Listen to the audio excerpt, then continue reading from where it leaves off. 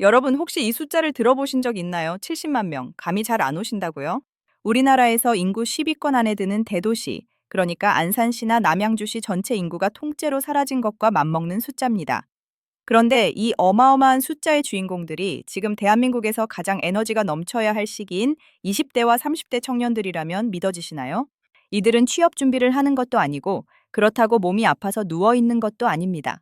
통계청에서는 이들을 이렇게 분류합니다. 그냥 쉬었음. 도대체 대한민국이라는 이 치열한 레이스장에서 무엇이 이 70만 명의 젊은이들을 멈춰 세운 걸까요? 단순히 게을러서일까요? 아니면 우리가 모르는 거대한 시대의 벽이 이들을 가로막고 있는 걸까요? 오늘 우리는 한강의 기적 뒤에 가려진 어쩌면 우리 사회에서 가장 아픈 손가락인 쉬었음 청년들의 진짜 속사정을 뼛속까지 파헤쳐 보려고 합니다. 자, 지금부터 이 거대한 침묵의 미스터리를 함께 풀어보시죠. 이제부터가 본 게임입니다. 먼저 우리가 짚고 넘어가야 할 게 있습니다. 도대체 그냥 쉬었음이라는 게 정확히 뭘 말하는 걸까요? 보통 우리가 백수라고 부르는 실업자와는 완전히 다른 개념입니다. 실업자는 일할 의사가 있고 구직 활동을 하는 사람을 말하죠. 하지만 이 쉬었음 청년들은 구직 사이트를 아예 닫아버린 사람들입니다. 공부를 하는 것도 아니고 가사 노동을 하는 것도 아니며 그렇다고 군대에 가 있는 것도 아닙니다. 말 그대로 인생의 일시 정지 버튼을 눌러버린 상태인 거죠. 문제는 이 버튼을 누르는 청년들이 해마다 무섭게 늘어나고 있다는 점입니다. 특히 2026년 현재 인공지능이 일자리를 대체하고 경제 성장이 멈춘 시대에 이 숫자는 더 이상 외면할 수 없는 임계점에 도달했습니다. 누군가는 말합니다. 요즘 애들은 나약해서 그래. 우리 때는 말이야. 힘든 일도 마다하지 않고 다 했어. 하지만 정말 그럴까요? 지금의 청년들은 단군 일에 가장 화려한 스펙을 가졌다는 세대입니다.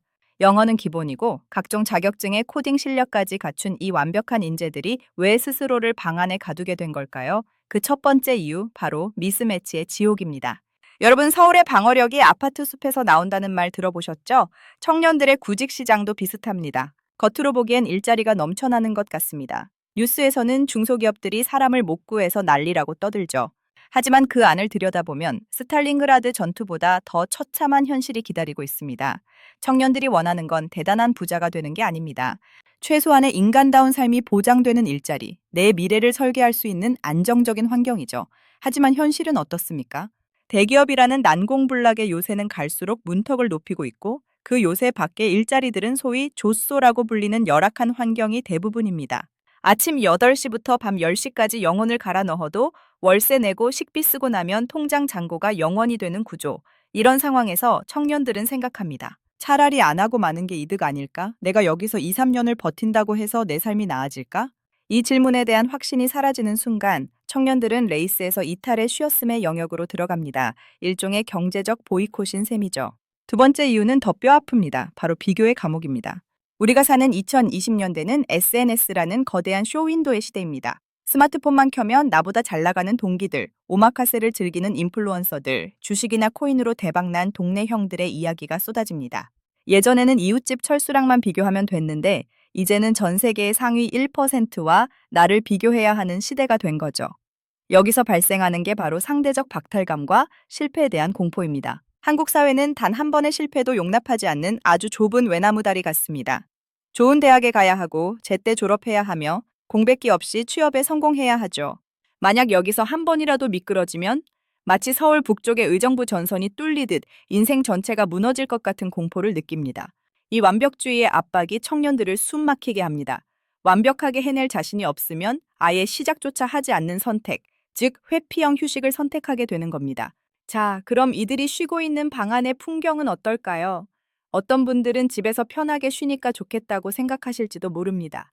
하지만 이건 휴양이 아닙니다. 서서히 말라 죽어가는 고립에 가깝습니다. 처음 한두 달은 해방감을 느낄지 모릅니다. 하지만 시간이 흐를수록 자존감은 바닥을 치고 사회와의 연결고리는 하나씩 끊어집니다. 부모님의 눈치를 보게 되고 친구들의 연락을 피하게 되죠. 특히 2026년의 청년들은 기술의 역설에 빠져 있습니다. 메타버스니 가상현실이니 하는 화려한 기술들이 쏟아지지만 정작 현실의 내방은 삼평남짓한 고시원이나 원룸인 경우가 많습니다.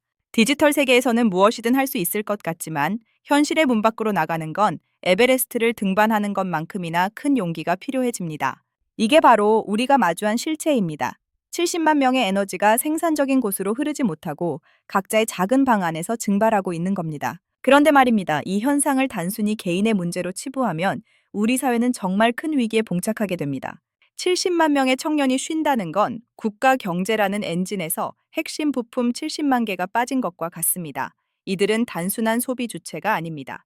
미래의 세금을 낼 사람들이고 새로운 기술을 개발할 인재들이며 다음 세대를 키워낼 부모들입니다. 이 엔진이 멈추면 대한민국이라는 거대한 항공모함은 서서히 가라앉을 수밖에 없습니다. 여러분, 일본의 히키코모리 이야기를 들어보셨을 겁니다. 일본이 잃어버린 30년을 겪으며 가장 후회하는 게 바로 이 청년들을 방치했던 일입니다. 그들이 40대가 되고 50대가 되어 소위 8050 문제, 80대 부모가 50대 자녀를 부양하는 문제로 번졌을 때 사회가 감당해야 할 비용은 상상을 초월했습니다. 지금 우리가 이 70만 명의 쉬었음 청년들을 방치한다면 20년 뒤에 대한민국은 일본보다 훨씬 더 처참한 상황을 맞이하게 될지도 모릅니다. 그렇다면 해결책은 없는 걸까요? 무조건 중소기업이라도 가서 일하라고 등을 떠미는 게 답일까요? 어림도 없는 소리입니다. 그건 구멍 난 댐을 손가락으로 막으라는 것과 같습니다. 이제는 패러다임을 완전히 바꿔야 합니다. 청년들이 실패해도 다시 일어설 수 있는 안전망을 만들어야 합니다. 단순히 돈 몇 푼 쥐어주는 청년 수당이 아니라 그들이 사회로 복귀할 수 있는 징검다리를 놓아줘야 합니다. 중소기업의 처우를 개선해서 대기업과의 격차를 줄이는 것, 학벌이 아니어도 기술 하나만 있으면 대접받는 세상을 만드는 것, 그리고 무엇보다 남과 비교하지 않아도 내 삶이 가치 있다는 것을 인정해주는 사회적 분위기가 절실합니다. 서울의 방어력이 콘크리트 아파트에서 나온다면 국가의 방어력은 청년들의 활력에서 나옵니다. 지금 그 활력이 죽어가고 있다면 그건 우리 사회의 방어선이 무너지고 있다는 강력한 신호입니다. 70만 명의 쉬었음 청년들, 이들은 우리 사회의 패배자가 아닙니다. 오히려 우리 사회의 모순을 가장 온몸으로 거부하며 소리 없는 비명을 지르고 있는 목격자들입니다. 그들의 방문은 밖에서 억지로 연다고 열리지 않습니다. 그들이 스스로 문을 열고 나올 수 있도록 밖의 세상이 더 이상 공포의 킬존이 아니라 따뜻한 햇살이 비치는 광장이라는 것을 우리가 먼저 보여줘야 합니다. 자, 오늘 이야기는 여기까지입니다. 70만이라는 숫자 뒤에 숨겨진 청년들의 아픔과 우리 사회의 숙제, 여러분은 어떻게 생각하시나요? 단순히 게으름의 문제라고 보시나요? 아니면 구조적 재앙의 시작이라고 보시나요? 정답은 없겠지만 한 가지 확실한 건 우리가 이들을 계속 모른 척한다면 그 대가는 우리 모두가 함께 치러야 한다는 사실입니다. 혹시 지금 이 영상을 보고 계신 분들 중에 나도 쉬었음 청년이다라고 생각하시는 분이 계신가요? 괜찮습니다. 잠시 멈췄다고 해서 여러분의 인생이 끝난 건 아닙니다. 서울이 전쟁 후에 더 강력한 요새 도시로 재건되었듯 여러분의 휴식도 더 단단한 미래를 위한 재건의 시간이 될 수 있습니다. 다만 그 재건의 시간이 너무 길어져 여러분 스스로를 잃어버리지 않기만을 진심으로 응원하겠습니다. 오늘 영상이 여러분께 조금이나마 생각할 거리를 드렸다면 구독과 좋아요 부탁드립니다. 여러분의 작은 관심이 어쩌면 누군가의 굳게 닫힌 방문을 두드리는 작은 노크가 될지도 모릅니다. 저는 더 깊이 있고 흥미로운 지식 이야기로 다시 돌아오겠습니다. 지금까지 뚱냥의 경제학이었습니다. 감사합니다.